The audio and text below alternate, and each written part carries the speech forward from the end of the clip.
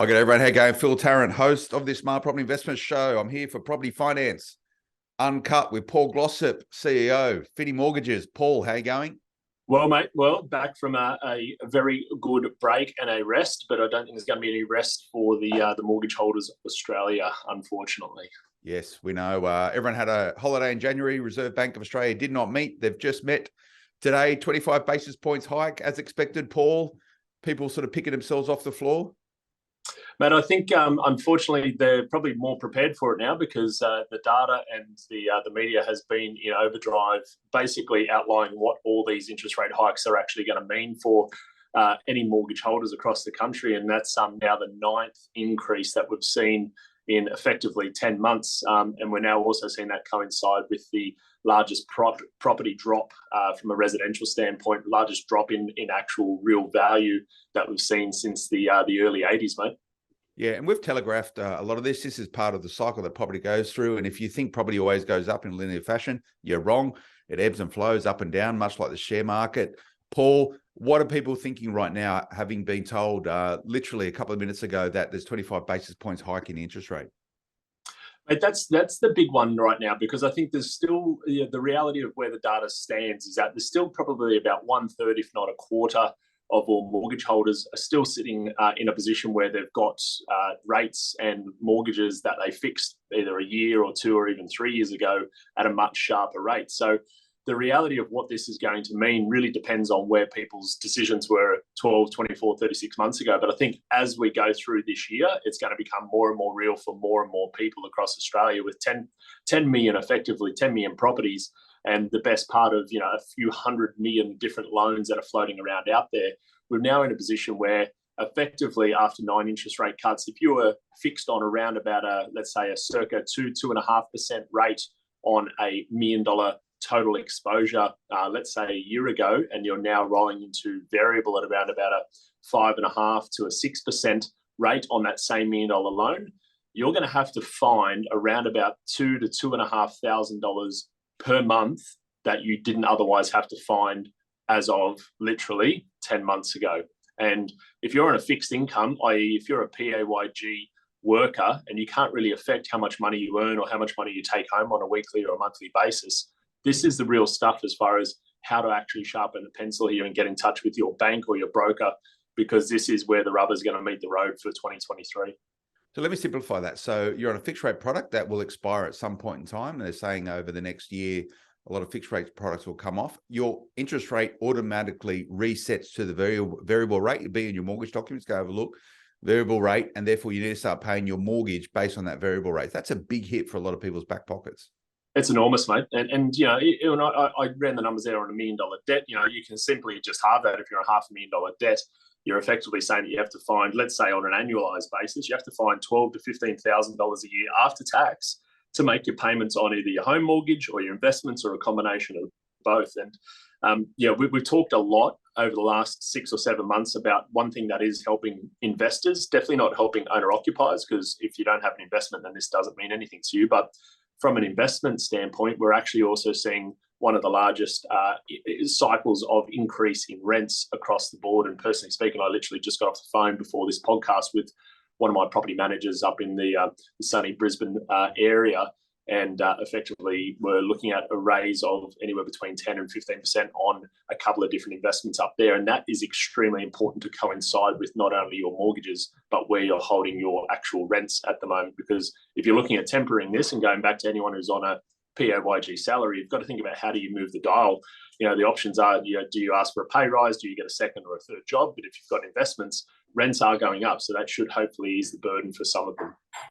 Yeah, and if you haven't yet reviewed your rents over some period of time, I highly recommend you get stuck into it. The issue you have, Paul, is that if you're a property investor, you've got that mechanism for increasing the cash that you can generate from your investment. If you're an owner-occupier and you're paying down debt on the family home, not a lot of give there in terms of being able to quickly and immediately manufacture more cash to help sustain the investment. So no doubt you've got to get stuck into your mortgage and make sure you got the most appropriate one for you.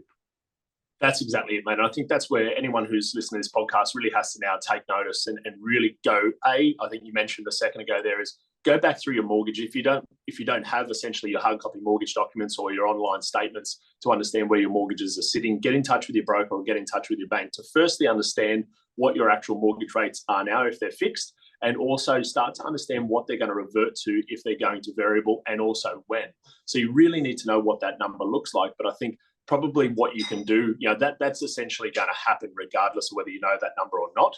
But what you can do to actually save some of the cash along the way. And one of the big of going through this cycle is banks have become far more competitive than what they were 10 years ago. So if we go back to those real raw basic numbers of $1 million in debt, if you've going to revert to, say, circa 6%, and there are definitely going to be lenders with exactly the same products, exactly the same offset accounts, exactly the same LVR requirements, they're going to be potentially up to 0.5, 0.6% cheaper. If you're doing $1 million debt, you're talking $5,000 a year straight away by understanding what else is out there and available for you if you were to actually keep like-for-like products. So this is the key part now, is that if you firstly know where you're going to end up landing at, but B, talk to your broker about understanding what can we do differently. Because the other thing that's on the table right now in spades is cashback offers to switch your loans to another lender if you're going to fit within their criteria. And they can be upwards of $2,000, $3,000, $4,000, $5,000 per loan. Yeah, do yourself a favor, call your banks, your current banks, and see whether or not they can shave a few basis points off your interest rate. Good luck with that, because most of them are hold firm. So the only way to get a sharper rate or a different product or a more appropriate product is to actually switch lenders. And that's called refinancing. Paul, is the team at Finni Mortgages seeing a lot of refinances lately? Mate, we're entering into the highest level of refinancing in a decade, and it's no question or wonder why that's happening. It's quite obvious. Is that we've gone through 10 years of basically no movements up in mortgage rates. Now we're going through 10 months effectively of every month, more or less, we've got an interest rate hike up. So refinancing is absolutely critical and is what we're seeing more of than anything else. And is actually where mortgage brokers, in particular our team at Finni, are able to do their best work. Because talking to your existing bank and trying to sharpen the dial 0.1, 0.2%, it may be possible, but is that going to actually move much at all from what your outgoings are? Likely not going to be much, if anything at all. So it sounds to me, to summarize, you've got to be proactive. You've got to get on the front foot. Even though your interest rate might be resetting in a year and a half's time, you've got to start planning for that right now. How soon before it resets should you be thinking about refinancing? Is it best to have that conversation early on so you know where you're at? Absolutely, mate. I think there's probably two big steps here. A is the valuation on your home, and B is what products are going to become available. Because one thing we did talk about right at the start of this podcast is we're about 10, possibly 11% down nationally on where prices stand. Some markets are close to 15%. Others are a lot less, i.e. Perth, Adelaide, and potentially around about neutral. Why I'm bringing that up is that if you start the process of going through a valuation of your property or properties in your portfolio, the likelihood is that you're going to get a more of an optimal valuation now if you start the process. And why that's important is that can benefit your LVR and put you in a stronger position to actually then go out and see how you can refinance to other lenders and make yourself more attractive. So if I'm talking about timing and reverse engineering when you should be considering this, if your loans are coming off anywhere between 3 and even up to 9 months between now and then, you really should be starting to talk to your bank or broker right now, because the process should be starting to really optimize what options are available.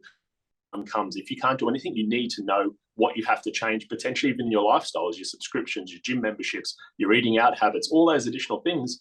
This is super important. People planning holidays for next year, etc., school fees, whatever it looks like, you really need to be ahead of this, because this is going to be a very significant number that will impact every single mortgage holder. Okay, so what do people do? Can they speak to your team, Paul? Yeah, absolutely. They can get in touch with us, finny.com.au. If they jump on the website, literally they can either click and talk to someone immediately or just lock in a time to actually do a full portfolio review. Our team are at the helm ready to take those calls and take those emails, because we've staffed up accordingly, knowing that the actual refinance process is a lot more labour intensive for our team. And we know that that's where the best work we can do is actually going to be available. So our team are absolutely ready and raring. So finny.com.au if they do want to get in touch with us. All right, go and check it out. And that's if you've got a principal place of residence or mortgage finance for investment property. These guys will look after you. It's Paul Glossop, CEO of Finni Mortgages, finny.com.au. Thanks for tuning in, everyone. Remember to check out smartpropertyinvestment.com.au podcast. We're here twice a week to keep you informed about what's going on in property and, importantly, in this cycle, interest rates. We'll see you again next time. Until then, bye-bye.